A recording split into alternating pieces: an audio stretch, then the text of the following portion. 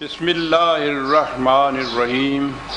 عزیزان من، آج دسمبر 1983 کی 23 تاریخ ہے اور درس قرآن کریم کا آغاز سورہ نوح سے ہو رہا ہے، 71ویں سورت 71۔ جیسا کہ میں ہر بار اس کی یاد دہانی کراتا ہوں، یہ آخری پاروں میں بالخصوص اس تباہی کا ذکر آ رہا ہے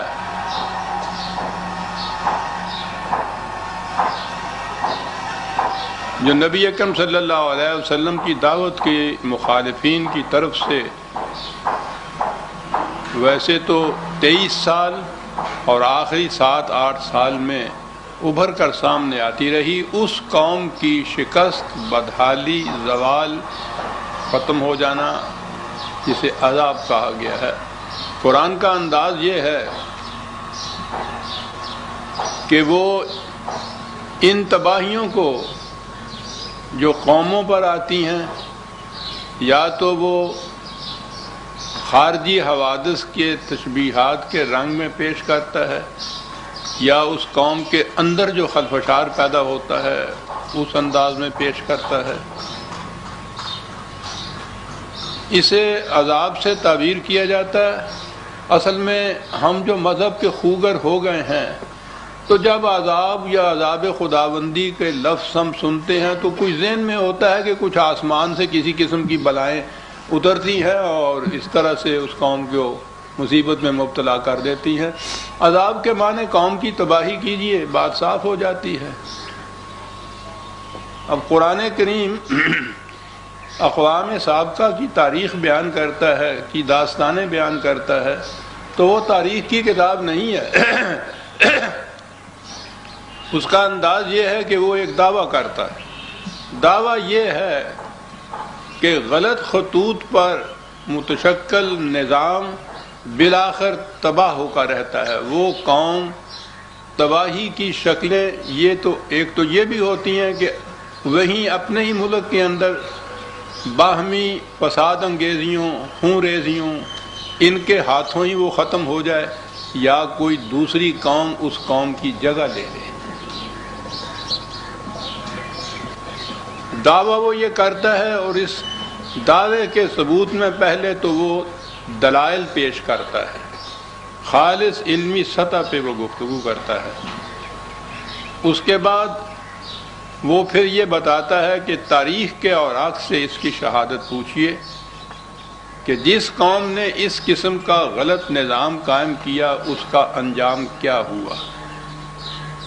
وہ اس کے لیے شہادات میں پیش کرتا ہے عام طور پہ وہ قومیں جن سے قرآن کریم کی اولی مخاطب قوم یعنی قریش یا حجاز کے عرب، وہ پہلے سے ہی مانوس اور متعارف تھے۔ وہ ان قوموں کی تاریخ کو جانتے تھے، اس کے انجام سے واقف تھے، ان کی اجڑی ہوئی بستیوں سے صبح و شام گزرتے تھے، آپس میں باتیں کرتے رہتے تھے، چرچا ہوتا تھا۔ فرق صرف یہ تھا کہ وہ یہی سمجھتے تھے کہ کوئی آسمان سے بجلی گری اور یہ سب کو تباہ ہو گئی۔ قرآن اس کے مقابلے میں بتاتا یہ ہے کہ تباہی کے نشانات تو تم دیکھتے ہو، اس کی وجہ کی طرف تم توجہ نہیں دیتے۔ وہ وجہ یہ تھی کہ اس قوم کے اندر نظام غلط تھا، جرائم عام ہو گئے تھے، اور اس کی وجہ سے وہ قوم تباہ ہو گئی تھی۔ اور وہ اس کے بعد کہتا یہ ہے کہ اگر تم بھی یہی کچھ کرو گے، تمہارا نظام بھی اسی قسم کی غلط بنیادوں پر استوار ہے، اگر تم اس سے باز نہ آئے تو تمہارا انجام بھی وہی ہوگا جو اقوام سابقہ کا ہوا ہے۔ یہ ہے جو چیز ہے اقوام سابقہ یا انبیاء گزشتہ کی داستانیں بیان کرنے سے مقصود۔ اب یہاں پیچھے سے چلا آ رہا ہے یہی کہتا ہوا، یہ قریش کے نظام کے جو اسقام اور معائب گناتا ہے قرآن، یاد رکھیے کہ وہ اقوام سابقہ میں سے بھی ان کے ہاں بھی خرابیاں تو بہت ہوتی تھیں عام، وہ ان میں سے اس خرابی کا خاص طور پر ذکر کرتا ہے، وہ جو ان کو لے ڈوبنے والی ہوتی ہے، تباہی کا موجب بن جاتی ہے، خاص طور پہ اس خرابی کا ذکر کرتا ہے وہ۔ وہ شروع کرتا ہے داستان کو حضرت نوح علیہ السلام سے۔ اب آپ دیکھیے کہ وہ جو قوموں کی تباہی کے یا عذاب کے جرائم یا اسباب گناتا ہے، کس کس قسم کی چیزیں آتی ہیں۔ اصولی طور پر حضرت نوح علیہ السلام کی قوم کا جرم گناتا ہے کہ اس میں طبقاتی تفریق تھی، کلاس ڈسکریمنیشن جسے کہتے ہیں۔ کام کاج کرنے والے وہ ان کے ہاں جو بڑے بڑے ملا اعلیٰ تھے، سرداران قوم، بڑے بڑے جاگیردار، بڑے بڑے ذمہ دار، انہوں نے اپنے ہی ہاں کے جو کام کرنے والے تھے، کمی کمین، ان کو وہ کمین سمجھتے تھے۔ تو جرم یہ قرآن نے بیان کیا ہے اس قوم کے ڈوبنے کا، تباہی کا، کہ ان کی کیفیت یہ تھی کہ وہ طبقاتی تفریق وہاں شدت تک پہنچی ہوئی تھی۔ اب دیکھتے چلے جائیے کہ یہی جرائم جب ہمارے زمانے میں آئیں گے تو قومیں انہی کے ہاتھوں سے تباہ ہوں گی۔ قریش کے ہاں بھی یہ بڑی چیز تھی، وہ نسلی امتیاز کی بنا پر بھی ان کے ہاں برہمن اور شودر کی کیفیت پیدا ہو چکی ہوئی تھی۔ بہرحال ابتدا کرتا ہے وہ حضرت نوح علیہ السلام سے۔ اس قوم کے اندر طبقاتی تفریق تھی جس کی وجہ سے وہ تباہ ہوئی۔ اس کے بعد وہ قوم عاد کو لیتا ہے۔ عاد کے ہاں تو کہتا یہ ہے کہ ان کے ہاں کے ارباب اقتدار جو تھے، ان کے اس میں حکومت جو تھی وہ ڈنڈے کے زور پر تھی، تکبر تھا، استکبار تھا، استحصال تھا، سرکشی تھی، کوئی قانون نہیں تھا۔ یہ جنگل کا قانون جسے کہتے ہیں، استکبار اور عنید وغیرہ بات قرآن نے کہی ہے۔ لیکن قوم عاد کے قصے میں ایک ایسا نقطہ وہ بیان کر گیا ہے جس کی تفصیل تو شاید میں بعد میں کبھی بیان کروں گا، وہ ہے بڑی اہم چیز۔ وہ جو ارباب اقتدار تھے ان کا تو بتایا کہ وہ اس قسم کے استحصال اور استکبار اور اس قسم کی سرکشی سے حکومت کرتے تھے۔ قوم کا جرم یہ بتایا کہ وہ خاموشی سے ان کی ان تمام چیزوں کو برداشت کیے چلے جاتے تھے۔ یہ بڑی اہم چیز ہے، کبھی میں بیان کروں گا کہ جو دوزخ میں، جہنم میں مکالمہ وہ بتاتا ہے ان نیچے کے قوم کا اور قوم کے جو اکابرین تھے ان کا، اور قوم یہ کہتی ہے خدا سے کہ انہیں دوہرا عذاب دیجیے اپنی جرم کی وجہ سے، اور ہمیں بھی انہوں نے گمراہ کیا۔ جواب ملتا ہے کہ تمہیں بھی دوہرا عذاب، ان کی قوت تو تمہاری دست و بازو کی رہنے کی ہمت تھی، یہ کہاں سے لائے تھے قوت؟ تم نے انہیں خدا بنایا تو یہ خدا بن بیٹھے، ورنہ ان کی تو اپنی حیثیت ہی کچھ نہیں تھی۔ اس جرم کی پاداش میں قوم تباہ ہوتی ہے۔ قوم سمود آتی ہے آگے، ان کے ہاں کی معیشت ایگریکلچر تھی، زرعی معیشت تھی، زیادہ عام طور پہ وہ مویشی پالتے تھے۔ بڑے بڑے سرداروں نے چشموں پہ، چراگاہوں پہ قبضہ کر رکھا تھا، ذاتی ملکیت بنا رکھا تھا خدا کے ان ذرائع رزق کو، اور غریبوں کی وہ کہ مواشیوں کو وہ آنے نہیں دیتے تھے آگے۔ کبھی وہ چھوڑ کے چلے گئے جب تو بقایا پانی تھوڑا بہت یا کوئی گھاس بچ رہا تو ان کے حصے میں آ گیا، ورنہ انہوں نے ذاتی قبضہ، زمین پر ذاتی قبضہ، ذرائع پیداوار کو استحصال کے طور پہ اپنے قبضے میں لینا، یہ جرم بتایا گیا قوم سمود کا۔ شعیب، قوم شعیب یا قوم مدین، ان کے ہاں کاروبار، ان کے ہاں معیشت کاروباری تھی۔ اس کے ہاں یہ کہا کہ وہ کاروبار میں ڈنڈی مارتے تھے، کبھی پورا تول نہیں دیتے تھے۔ اکانومی اس قسم کی رکھی ہوئی تھی۔ بات آج بھی وہی ہے، انداز کچھ بدلے ہوئے ایسے ہیں کہ اس کے لیے اصطلاحات، کچھ ٹرمز کچھ اور بدل گئی ہیں، بات اتنی ڈنڈی مارنے کی بات ہے جو قرآن کہتا ہے۔ یہ ہے جرم قوم شعیب کا جس کے ہاتھوں وہ تباہ ہوئی ہے۔ اس کے بعد فرعون آتا ہے۔ جرم کیا ہے؟ انا ربکم الاعلی، رزق کی ساری چیزیں اپنے کنٹرول میں رکھی، جسے جتنا چاہے اتنے کی پرچی اس کو دے۔ یہ جرم ہے فرعون کا۔ یہ اس قسم کے وہ موٹے موٹے جو جرائم ہیں جن کی وجہ سے قومیں تباہ ہوتی ہیں، وہ بار بار ان کا ذکر کرتا چلا آتا ہے۔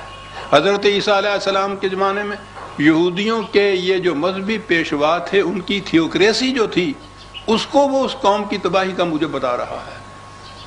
تھیوکریٹک سسٹم جو ہے جس میں آخری اقتدار یا اتھارٹی جو ہے وہ مذہبی پیشواؤں کی ہوتی ہے کہ شریعت میں یہ کہا ہے، یوں آیا ہے، اور اس کے بعد کوئی ان کے خلاف کچھ نہیں کہہ سکتا، بے دست و پا ہوتے ہیں سب۔ حضرت عیسیٰ علیہ السلام کے زمانے میں یہودیوں کا یہ جرم گنایا ہے اور اس کے بعد ان کی تباہی کی داستان بتائی ہے۔ یہ ہے جو قرآن بتاتا چلا آ رہا ہے۔ قریش کو بار بار وہ کہتا ہے کہ ان میں سے تم خود دیکھ لو تمہارے معاشرے میں کون کون سے جرائم پل رہے ہیں، تو کیا تم بچ جاؤ گے؟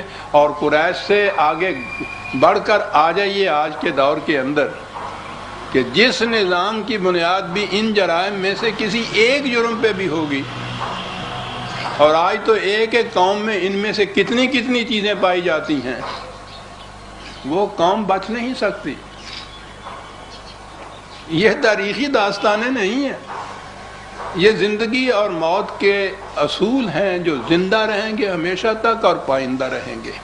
ہر دور میں جو بھی نظام ایسا ہوگا جن میں ان میں سے کوئی جرم ہوگا وہ تباہ ہو کے رہے گا، جو اس کی اصلاح کر لیں گے انہیں زندگی حاصل ہوگی۔ یہ ہے ماحصل قرآن کریم کی ساری تعلیم کا عزیزان من۔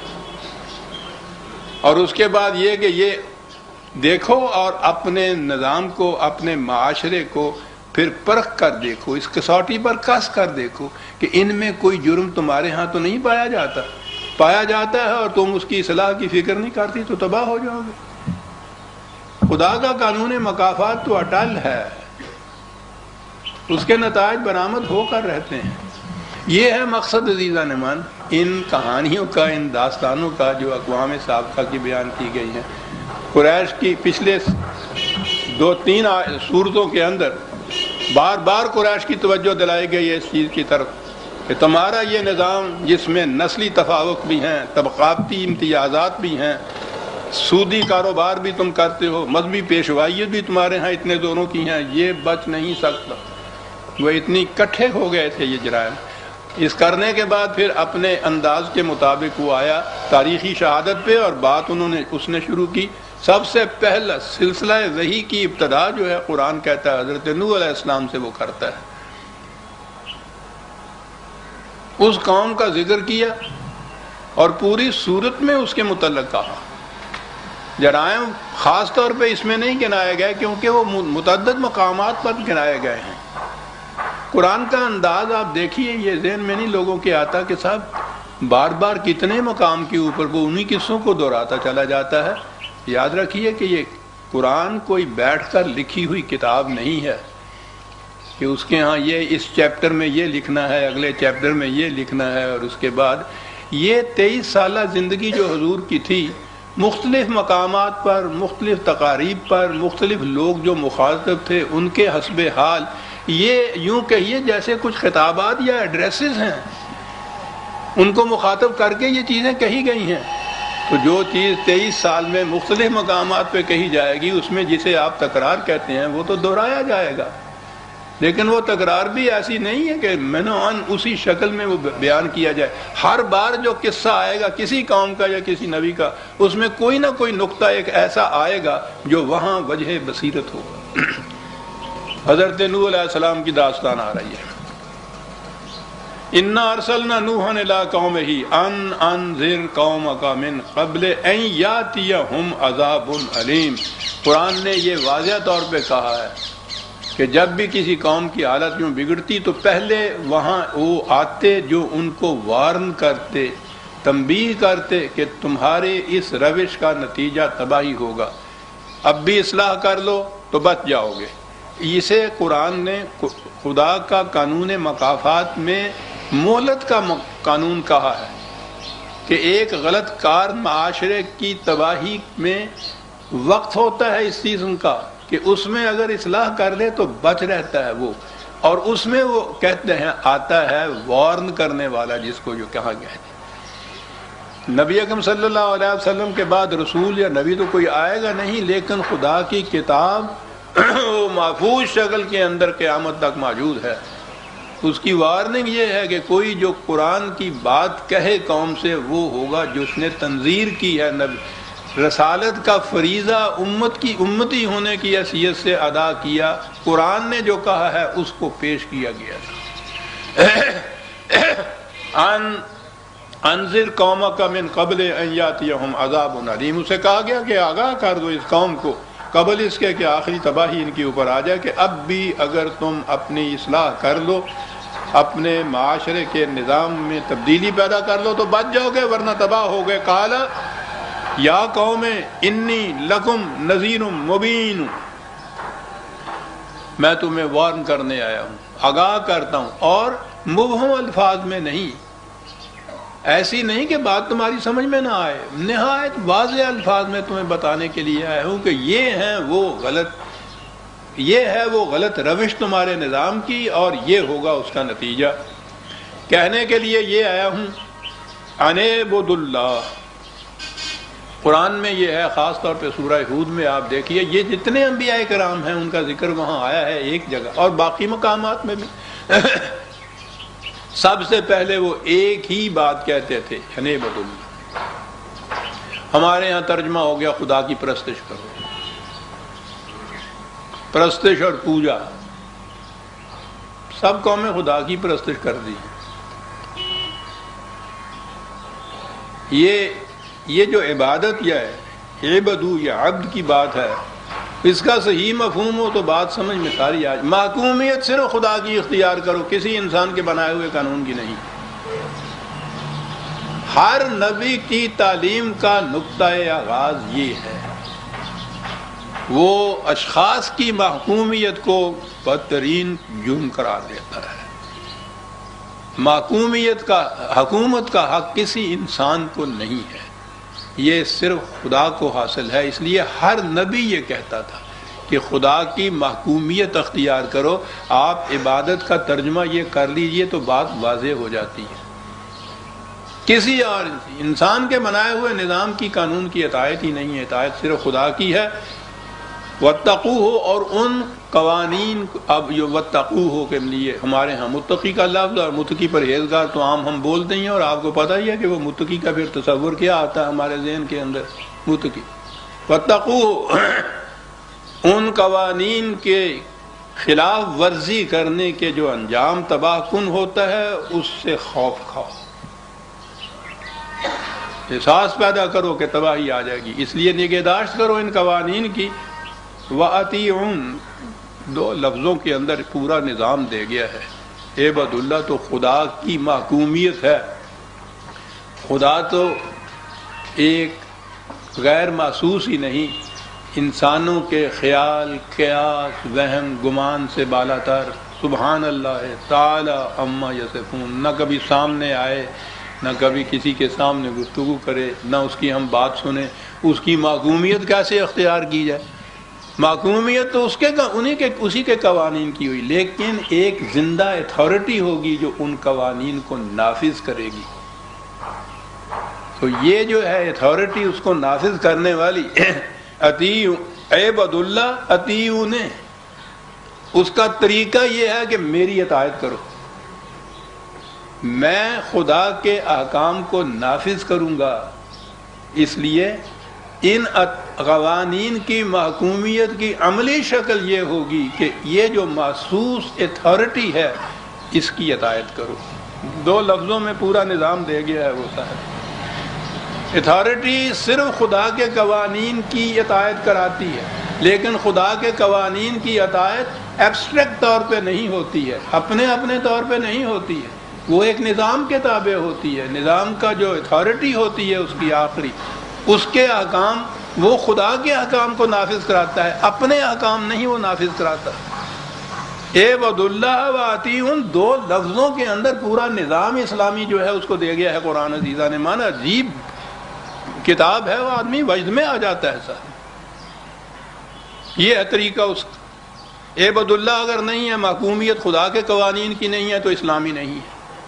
اگر اپنے طور پہ سمجھتا ہے آدمی کہ جس طرح میرا جی چاہے گا میں اس کی اطاعت کروں گا، تو اسلامی نہیں ہے۔